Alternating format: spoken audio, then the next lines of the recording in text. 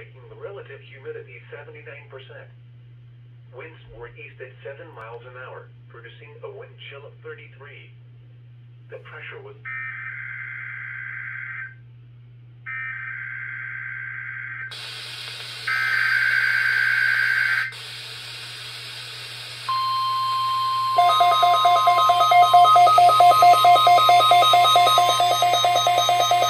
Finally. This is the Wednesday morning test of the National Weather Service's NOAA Weather Radio Warning Alarm System. This test is normally conducted during each Wednesday morning between 11 a.m. and noon.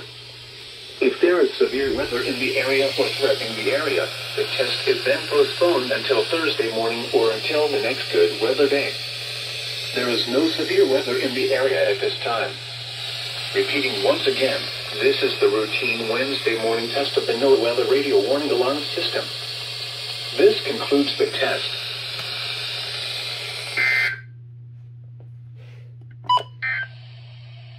You are listening.